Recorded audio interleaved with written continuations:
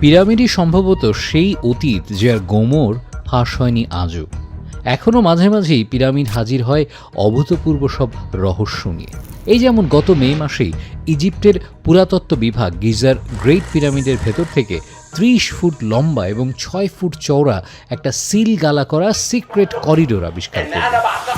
I've always thought that the burial chamber of King Khufu hasn't been discovered yet, and I believe that there is a great possibility that the tunnel is protecting something.